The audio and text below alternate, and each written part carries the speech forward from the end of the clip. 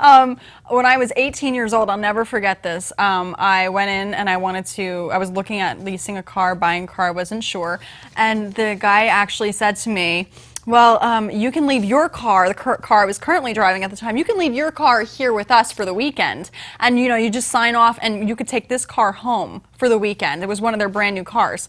And I'm 18 years old at the time, I'm sitting there, I'm like, really? You can do that? That sounds good. And thank goodness, before I did that, I called my dad. Yeah. I said, Dad, does this make sense? And he said, do not sign anything, and please leave wherever you are, go home. Yeah. Immediately. I mean, now I want to make it clear, my last car, I just bought a Volvo, and the way they got me was, I went in and I said, I'd like to take a test drive. It was a convertible, I'd like to take a test drive. And they did say, leave us your keys and leave us your license. Mm-hmm.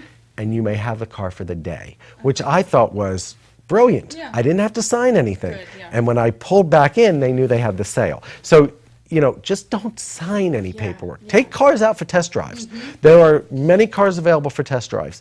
I have friends who have no intention of buying a car. They just go out for test drives to try out vehicles. Take advantage of that, but never sign on the dotted line until you're ready to buy it. Okay, well, we're going to take a short break right now, but please stay tuned. We have more tips to come after this break when it comes to buying a used car. So we'll be right back after these messages.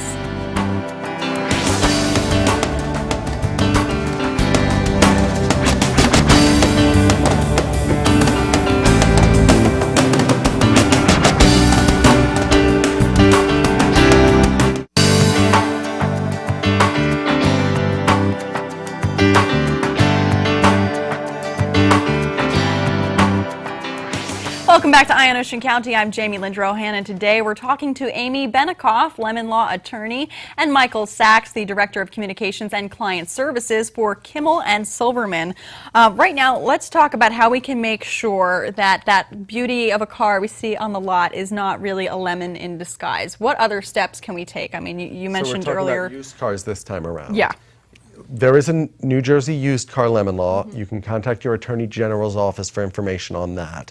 That goes after a variety of different variables. We use for used cars the Magnuson-Moss Warranty Act. It's the grandfather of the lemon law. It protects you if you have a manufacturer's warranty. So that's number one. Mm-hmm. If you're buying a used or pre-owned vehicle, you want to make sure you have a manufacturer's warranty. If I'm getting a Toyota, I want a Toyota warranty.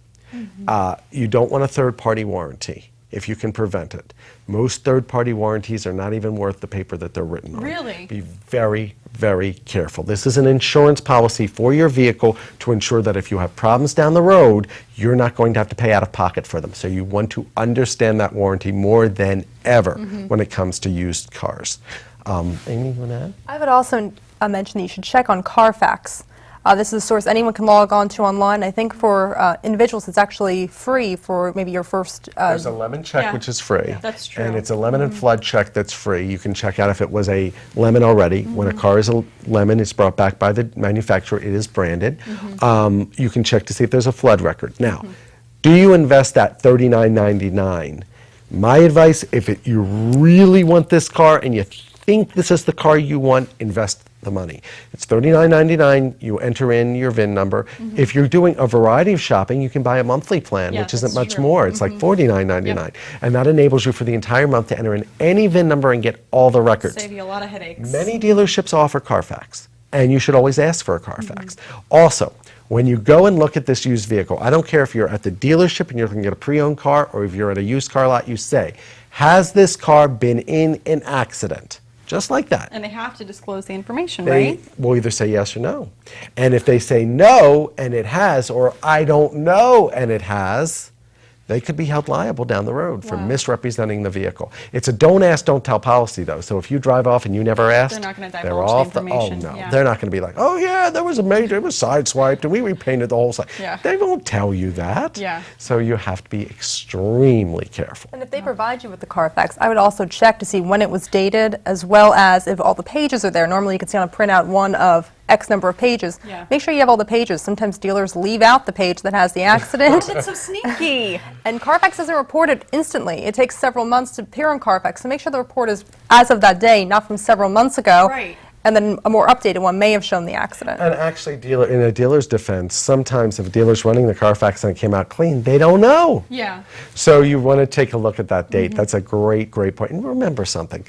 Dealers are not bad people. They're business people. They are not out to help you. They are not out to give you a gift. They are out to make money, as any business person is. They want to make a profit, as much profit as they can. Where do they get their profit? They get it through the car sale itself, through the warranty. They want to try to sell you extended warranties. Again, if it's a manufacturer's, great. If it's not, skip it. And the financing. That's another big way that dealerships make money. So you want to understand that they are here to make money and they are here to take your money. Your job is to get the car for the least amount of money possible. Get your money's worth. Well, Yes. What about certified pre-owned cars? First of all, is it worth the money? Is that certified pre-owned status, is it really worth it? I would say definitely. That means that the dealership's actually gone over and above and actually done certain checks on the vehicle. And you can typically ask for a copy of the checklist to see exactly what they did to the vehicle, what they checked for, and more than likely they caught things such as accident damage, even if it didn't appear on the Carfax. They've done a very thorough review of the vehicle and noticed possibly paint that was peeling or paint that was redone.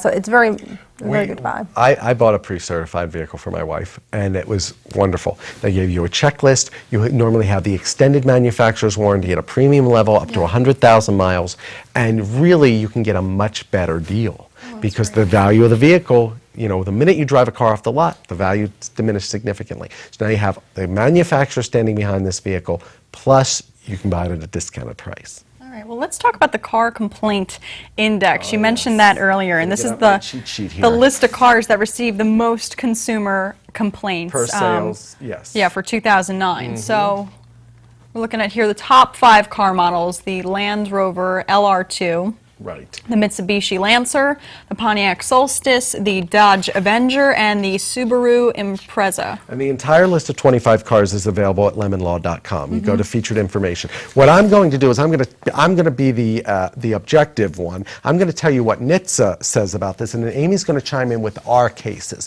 what we're seeing. So let's start with the Land Rover LR2. I know we're real short for time. It's a newer vehicle. It's only been out for a short period of time. They're still ironing out the kinks. We're seeing a lot of no starts. Battery problems and overheating. Amy, what do we I would agree. see? Our caseload shows no starts as well as stalling conditions. The Lancer, steering problems, pulling to the side, resulting in tire alignment and tire problems. I've noticed a lot of no start conditions. I handle most of our New Jersey Mitsubishi cases, and I've had a number of no starts. Pontiac Solstice, you're not going to see this on the road much longer. Pontiac's going out of business, but it's a roadster convertible. I'm seeing problems on NHTSA's website with brakes. Leaking, I'm seeing a lot of our cases have. The Dodge Avenger is the four-door sedan that's like a race car. Airbags are not deploying, and a big problem with stalling and starting, and that's what we're seeing. Yeah, and I've seen a lot of stalling concerns. And the Subaru Impreza, Subaru's out of New Jersey, both of us see something involving the fog and the film on windshields, which is a major problem, and also airbags and engine problems. Wow. Well, and for more information, we can go to lemonlaw.com, right? That is correct. Well, thank you guys so much for joining us. It's always great having you here on Eye and Ocean County, giving us all those tips and insider information so we can make smart decisions when we do go purchase that vehicle. Safe driving. Thank you. Our guest today has been Michael Sachs, the Director of Communications for Client Services for Kimmel and Silverman, and Amy Benikoff, the Lemon Law Attorney for Kimmel and Silverman. I'm Jamie Lindrohan for Eye and Ocean County. Thanks so much for watching, and we will see you soon.